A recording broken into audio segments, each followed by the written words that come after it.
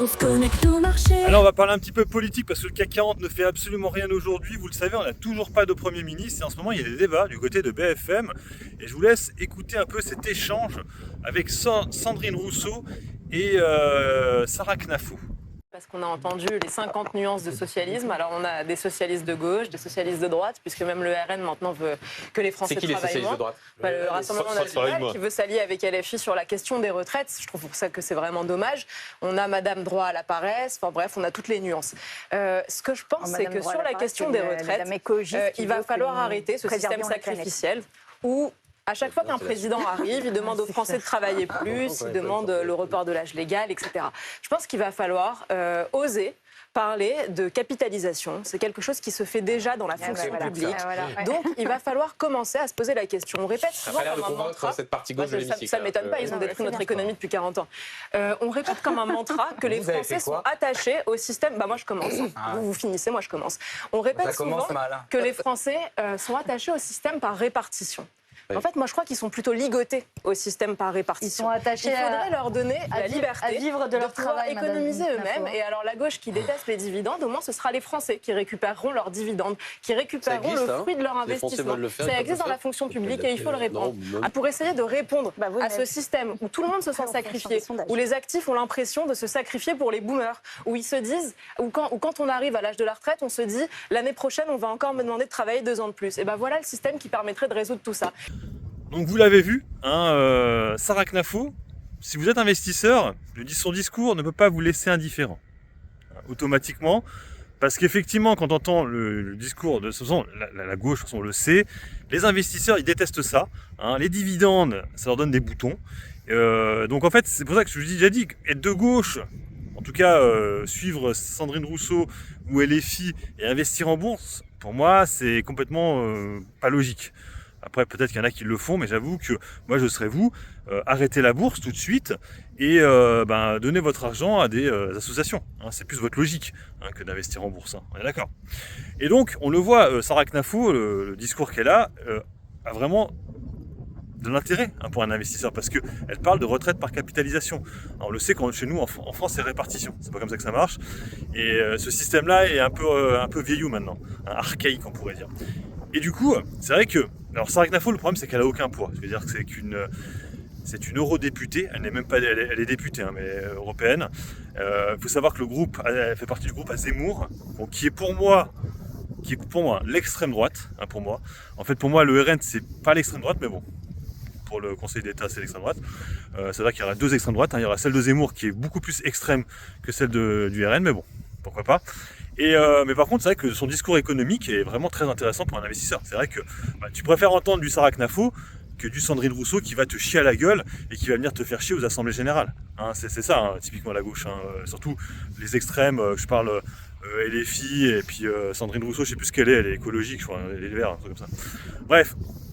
Et c'est vrai que le problème de maintenant, c'est ça, c'est que pour ceux qui investissent, malheureusement, c'est plutôt du côté de l'extrême droite. Parce que le truc, c'est que du côté de Macron, tu sens que Macron il est plus du tout, c'est une cata quoi. Je veux dire, tout ce qu'il a fait c'était bien à l'époque, mais là ça va plus du tout.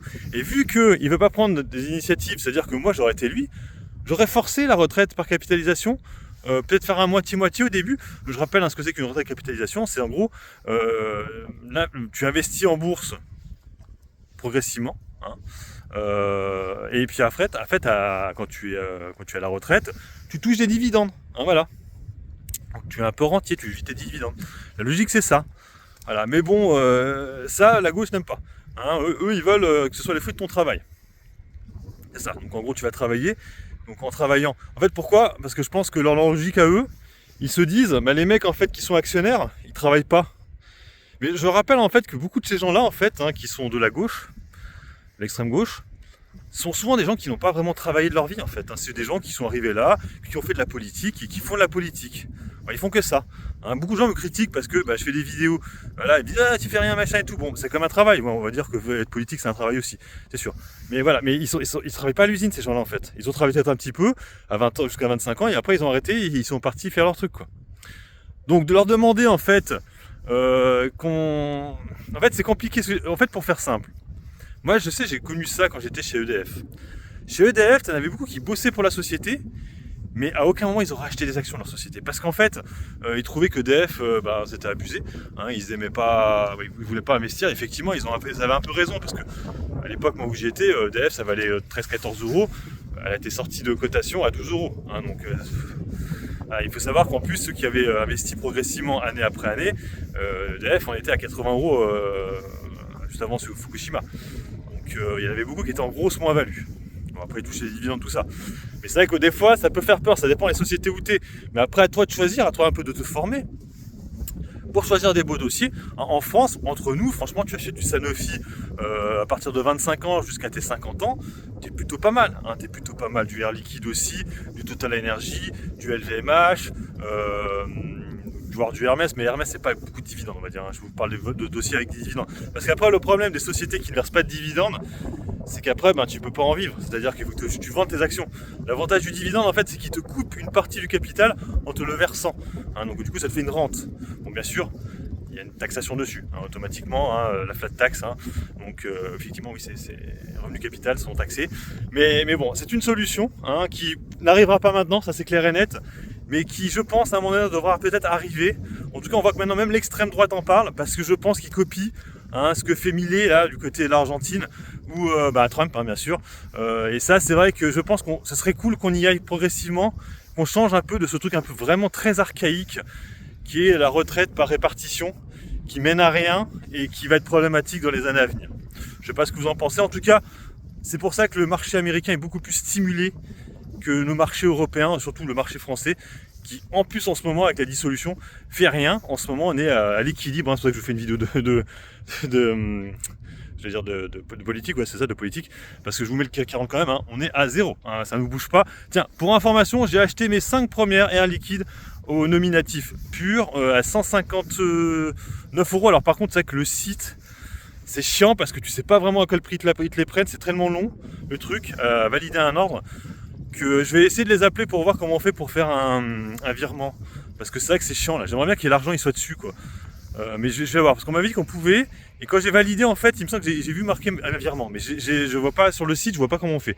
Donc je vais les appeler, parce qu'à la carte bancaire c'est un peu chiant quand même. Puis je vous dis, là j'en avais pour 700 euros, ils me ponctionnaient 880. Donc bon, après ce qu'ils ont dit, je vous laisserai regarder ma vidéo. Ils le disent bien qu'à la fin, ils te reversent la version trop perçue, mais bon. Je vous redirai ça. En tout cas, j'en ai 5 actuellement. Et progressivement, je vais vendre mes actions sur mon compte PEA. C'est la logique. Peut-être que j'en garderai peut-être que 10. Peut-être que je vais peut-être en avoir 2. Ou peut-être en vendre 8. En garder 5. Je vais voir. Mais je vais arrêter d'en acheter en fait sur le PEA. Je vais essayer de l'utiliser pour acheter plutôt de l'américain, des choses comme ça, que d'acheter du français. Parce que bon, de toute façon, je les achète via mon compte titre. Air Liquide, bon ça n'avait rien à voir pour le coup, mais bon, si ça peut m'aider pour la retraite par capitalisation. Allez sur ce je vous laisse, bon investissement et puis bon trade, ciao ciao.